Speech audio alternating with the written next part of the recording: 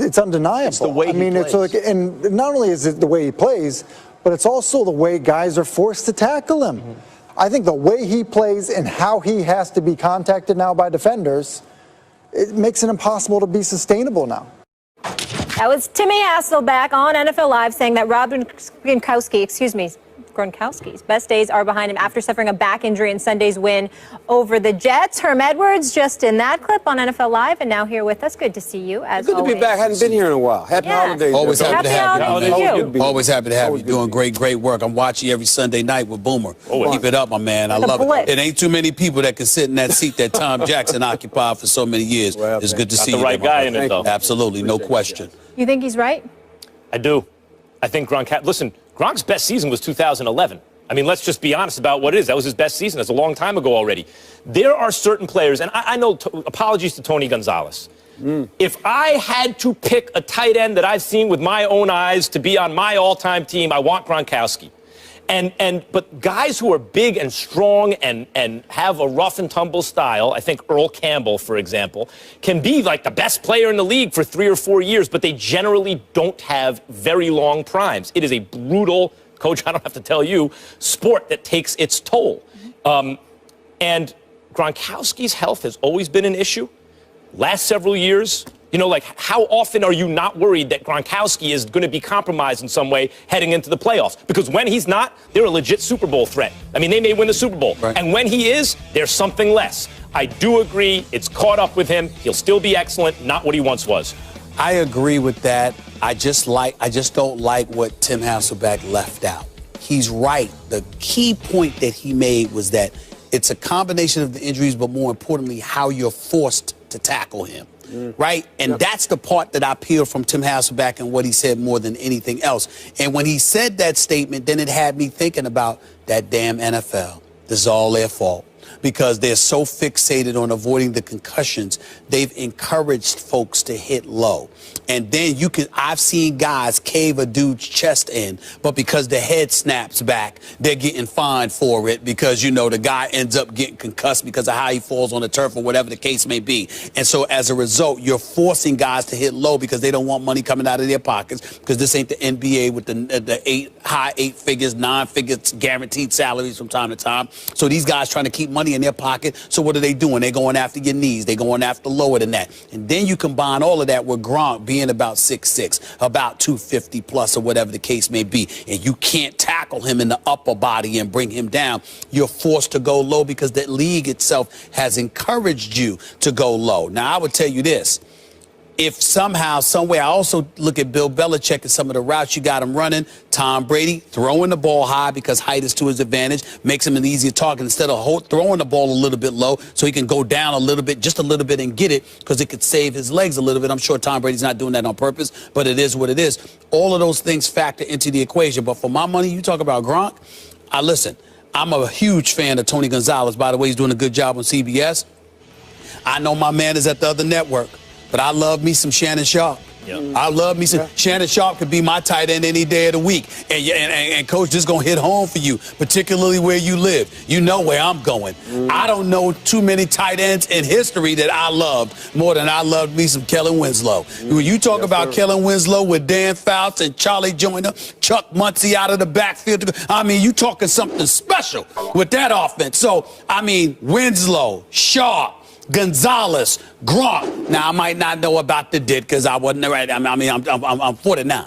Okay, I'm not 69. I ain't see much of Mike Ditka, right? Jackie Smith, wasn't he the one that dropped the touchdown against the Steelers in the Super Bowl? Hit him right in the chest. But I don't know. Well, Jason Witten's going to be in there. Antonio Gates might be in there. But my top 4 tight ends, we talking Shannon Sharp. We talking Kellen Winslow, all right? We're talking Gonzalez. We're talking Gronk. Yeah, you guys make great points, and I think a couple things just to add on to this. The evolution of the passing game has changed as well. When you think about the use of formations anymore and where quarterbacks are now willing to throw the football. It used to be the ball was thrown on the perimeter, outside the numbers, probably 70 to 80% of the time. That's no longer the case. The ball is thrown 70, 80% of the time now inside the numbers. And so this is where, for the most part, Gronk lives. He lives inside the numbers. He's a big catching tight end. Quarterbacks are more prone now to throw it inside to take advantage of the coverage you have inside. Safeties, linebackers trying to cover an athletic tight end, the matchup's in your favor. And Stephen A. Put it very well in the fact that the rules have changed, where guys have to go low to hit a guy like this. And the other thing about Gronk, when you watch him play, and you mentioned a bunch of good tight ends, he's a clumsy athlete.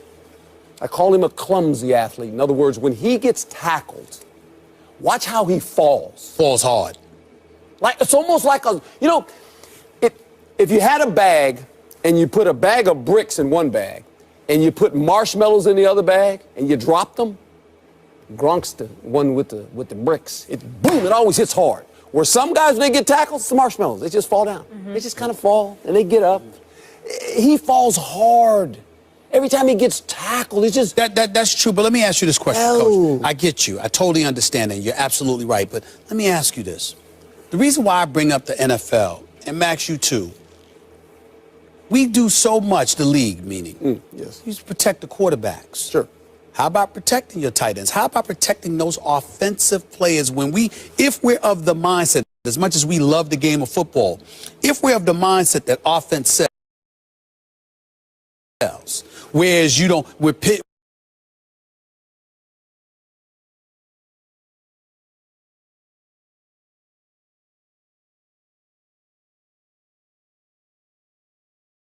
with baseball, you want the long ball if you could help it.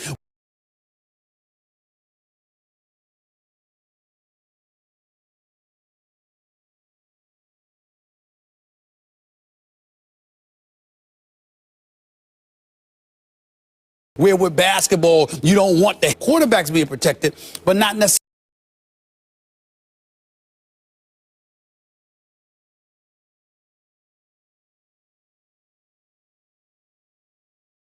necessarily all the offensive elite players. Do it, but it's still a contact Just sport. like you mandate avoiding the head. Yes. I think you should mandate hitting above the knees, man. Here's the problem. You should try it. Here's what you're really addressing. This is not flag football. This is tackle football. Right. Yes. And the tackling comes from the defense. That's why it's tackle football. They're trying to stop you. They're trying to tackle you. And tackle football is brutal and has been, as has been brought up recently. If you tried to invent it today, it wouldn't take, because people would be like, that's too barbaric. You can't do that. So as time goes on and the health of the players, especially post-career, becomes a bigger and bigger issue, it will resemble less of the tackle football we now know. And I think people are going to have to get used to that idea, Coach, although I know old school guys like you aren't going to love it. Well, we say that, but I still think we are a culture of competitive violence within the framework of the rules. Now, you're a big boxing guy, and you're one of them MMA guys. You watch those people fight? No doubt about it. And people want to watch that. But you know what, Coach? They want to watch that. They do, but bring up boxing. Boxing has been increasingly marginalized through the years, partly because of its brutality. Yes. And MMA, because of the way it's regulated, there have been fewer, and it's also a young sport, long-term kind of health problems associated with it. And I think that's one of the reasons, because as soon as you get an advantage, you can end the fight. Sure. That's one of the reasons it's a fast-growing sport. Well, I will tell you this. Oh, boy. I don't think you're the one to make the argument today, because you go all the way out to Vegas and watch some dude, Axeman Nicholas Walters, quit because he quit because he wasn't feeling well. And I mean, you got to be kidding me. He tapped out? He tapped out, Coach. He said no more. He actually said no more. He actually said no more. This is why MMA is growing and boxing hasn't. That's right. One of the reasons. You can tap out in MMA. It's not the end of your career. You fight another day. Boxing, you tap out. People call you a quitter. They never forget it. That's they never right. forgive you. And you're right, because I ain't going to forget Nicholas Walters. The less brutal the sport is in the long run, the more growth potential. When you kick a guy in the face with your foot, that's not Yeah, physical. but if you hurt him, you get I'm on just him, saying. end of the fight. So It's you very kind of compare physical. that to football? It's very physical. just saying, Edwards, that's he never Football is quits. prolonged violence. Yeah, your Gentlemen. sport is the one where they quit. That's what Nicholas Walters did. We got to stay with this violent sport. Can't do this. All right. Can't tap out. Coming up, former Rams great Eric Dickerson, She said no also mas. Herm's former teammate, Oh, says boy. the team doesn't want him on the sidelines in Los Angeles, but the Rams say he's welcome. What do these guys believe? Find out next.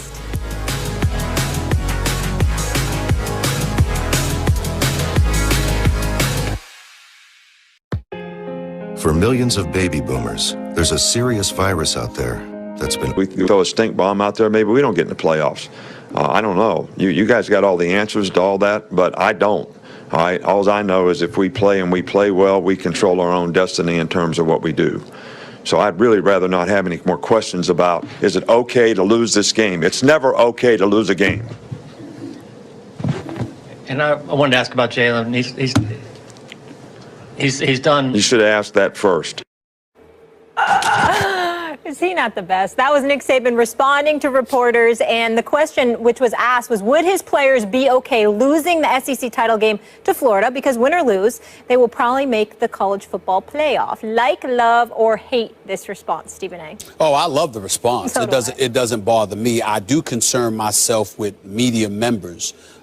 Every question is not going to be great, but I firmly and adamantly believe you should not be scared to ask a question you deem necessary to ask. I think a lot of times, me personally, I think that's a sickness of mine, Max. I'll be the first to admit it. I'm quite sure it makes people uncomfortable for a coach or somebody to get at you. I crave the thought of a coach thinking they can come at me like that. I would love it. I'd have a bunch of questions. Come back out. Right back. Let's go. I don't work for you. I need to see you at some press conferences. You wouldn't, because I don't worry about stuff like that, because I'm going to go there to do my job, not to humiliate anybody or do anything. But I'm going to ask the questions that I think people want to know. I love it because I love Saban's realness. I love his commitment to excellence. I love the fact that he doesn't let players, his team, or anybody in his coaching staff, just like he went off on Lane Kiffin on the sideline during the game earlier this year. He lets no one off the hook. He is about accountability, and I love that man for it. He's the greatest coach in college football. I think he's one of the greatest coaches ever. My problem, the only issue I have, Max, is with his words about, you guys, that's all you care about. Well, what the hell are you looking at the media for? That's the NCAA's decision. You know, whoever came up with the bowl system, you know, the FBS and, you know, the Power 5 conferences and all of this other stuff. It's like those folks in Alabama, let's call it what it is. The newspaper industry, the media industry overall has changed dramatically. So you talking to dudes, this is their livelihood. They ain't getting paid the $7 million he's getting paid. He's Alabama. Therefore, you know, they walk in there, they tick him off. They might not get any access. You compromising their job.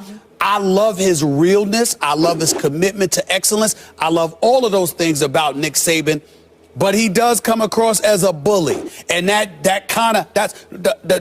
would say this, Max, in closing. One of my proudest moments was seeing him with Paul Feinbaum on the sports, I think it was the Sports Center desk or wherever it was at the SEC Media Day. Paul Feinbaum asked him a question. Nick Saban came right back at him. Paul Feinbaum came right back at him. Paul could not care less. Paul can't care less. And more importantly, Paul is a dude who's a big-time radio host, an exceptional radio host, an exceptional information guy as well, who won't back down and don't have to worry about Nick Saban compromising. Now, I do respect Nick went right back at him because Nick is showing you that's just who Nick is. He ain't just picking on a little guy. It's just that sometimes I find myself wishing, like, damn, those are little guys. Could you give him some slack? I love this, and I love the entire interaction. I love the question, and I love Nick Saban's response. And I will tell you why. It's not, the job here is not for the reporter to make himself look good, nor is the job for Nick Saban to make himself look good. What they're trying to create here is content for the consumer.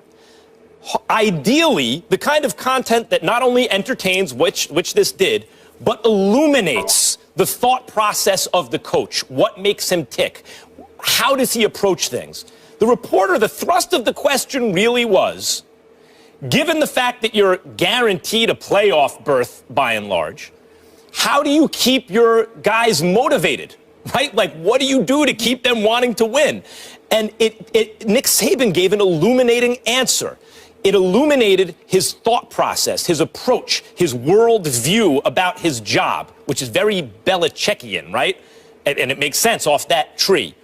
It's respect for the opponent, respect for the task at hand, respect for tradition, and that's why he is, and respect for the amount of work and focus he needs. And that's why he's the best coach maybe in the history of college football, because he has that same approach as Belichick.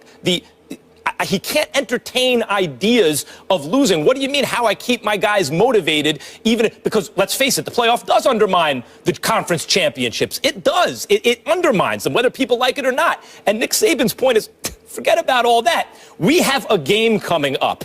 I have too much respect for the game itself and for the opponent and for the traditions of this game to say just because we're in a playoff berth, maybe guaranteed, we somehow need to approach this any differently than we do every time. It was an illuminating response for him. It gave me, the consumer, everything I needed, both the reporter and Nick Saban.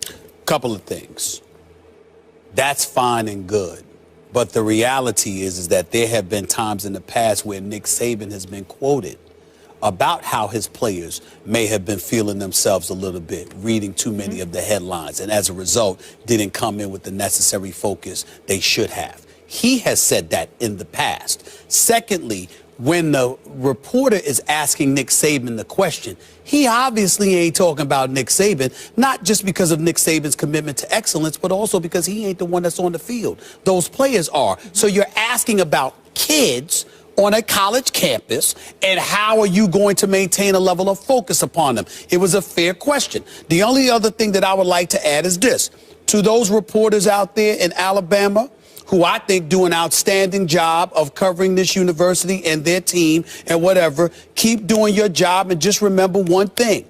The questions that you ask are about what you know the fans and the public want to know. It ain't about appeasing Nick Saban, as great and phenomenal as Nick Saban is. And there is no bigger fan of Nick Saban than me.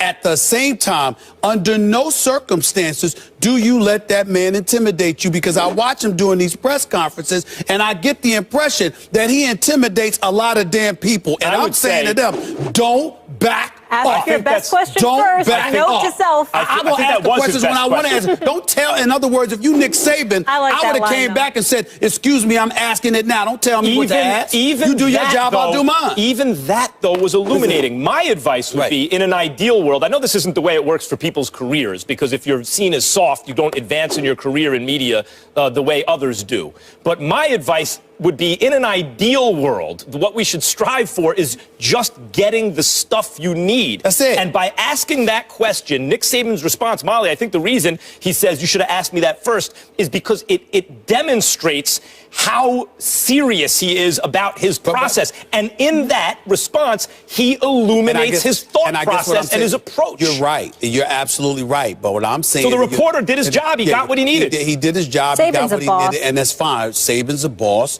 He can come across as a bully. It is what it is. I totally understand it. All I'm saying is that if you're a reporter, don't back up. By the way, always remember, let me give... I've only been a reporter for over 23 years. Let me say this.